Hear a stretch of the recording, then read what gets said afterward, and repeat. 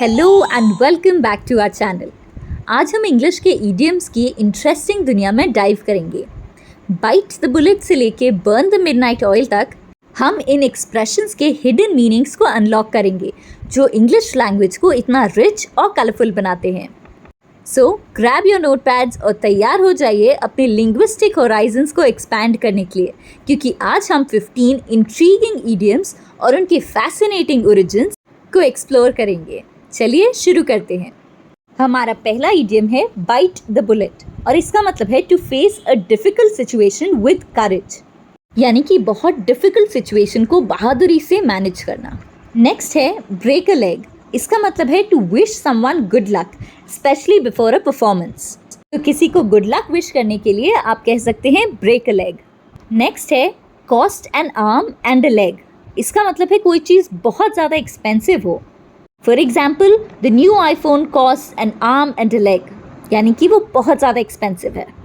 Next है hit the nail on the head. Nail कहते हैं कील को जो हम दीवार में लगाते हैं। अब इसका मतलब क्या है? तो इसका मतलब है to describe something exactly right. तो अगर आप किसी चीज़ का एकदम सही डिस्क्रिप्शन देके आप चीज़ को बताते हैं, it means you hit the nail right on the head. Next piece of cake. इसका मतलब है कोई चीज़ जो बहुत आसान है।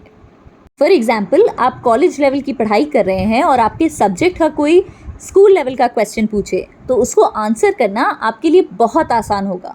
तो you can say that it will be a piece of cake for you.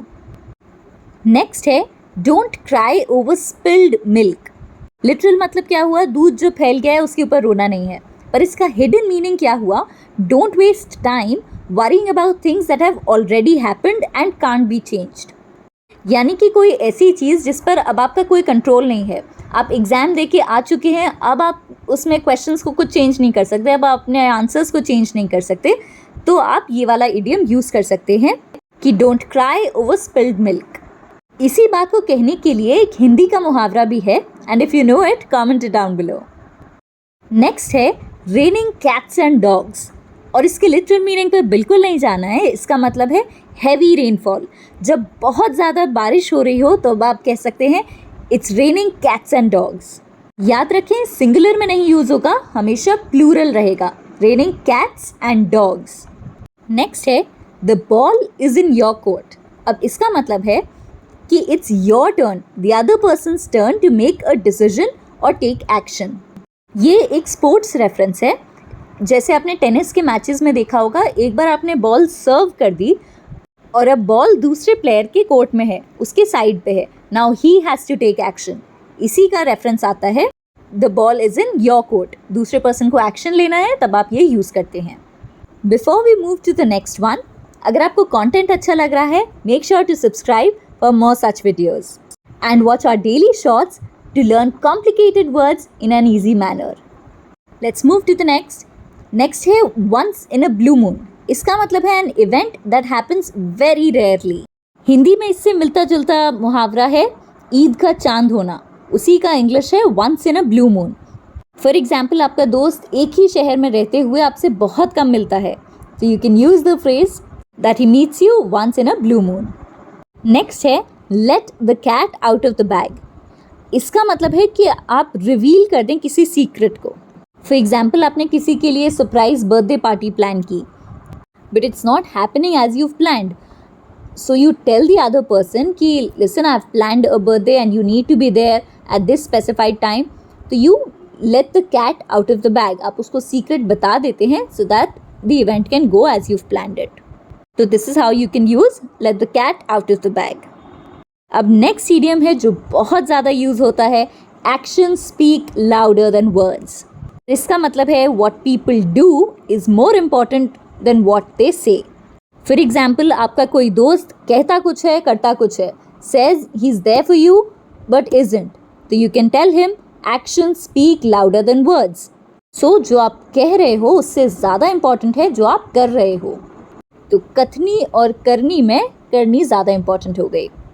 Next है a penny for your thoughts। अब इसका लिटरल मीनिंग नहीं लेना है, चवन्नी अठन्नी की बात नहीं हो रही है यहाँ पर। It is a way of asking someone what they are thinking. तो अगर आप किसी से उसके थॉट्स, उसकी ओपिनियंस मांगना चाहते हैं So you can ask them a penny for your thoughts, and that is how you use this idiom. Next, एक बहुत interesting idiom है, which is also a very important life lesson as well as a financial management lesson. ये idiom है don't put all your eggs in one basket. इसका मतलब क्या हुआ? It means don't risk everything on one plan. Have a backup. To have plan B, plan C. आप अगर सारे अपने hopes एक ही plan पे लगा देंगे, so what if it doesn't work out? So you need to plan ahead that if this project A doesn't work out, I'll be doing this other thing. So don't put all your eggs in one basket. Don't pin all your hopes on one project. Have backups. Next है the elephant in the room.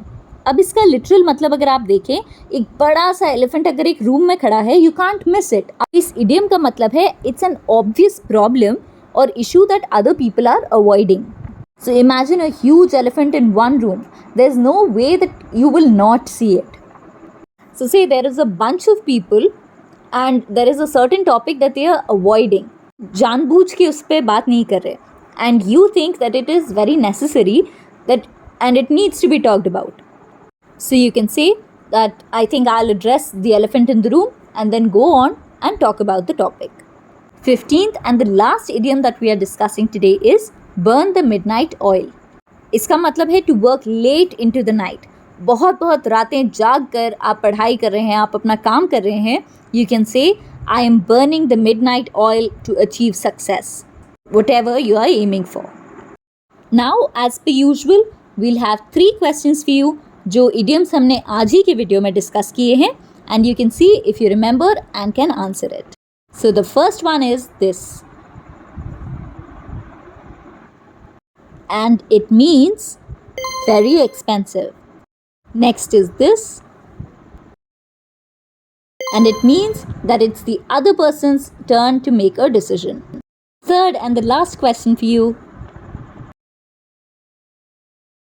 and it means to reveal a secret. Remember, one important pointer for using idioms is to ensure that they are contextually appropriate. Idioms can be powerful tools for expression, but using them in the wrong context can lead to confusion. So always consider the situation and your audience when incorporating idioms into your speech or writing. That being said, thank you all so much for watching. This was our deep dive into the world of English idioms. If you enjoyed this video, don't forget to like, subscribe and hit the notification bell. And please let us know in the comments which idiom was your favorite. We'll be back soon with another video. Until then, enjoy the daily shorts and remember to savor the beauty of language and incorporate idioms into your conversations. I'll see you in a brand new video very soon.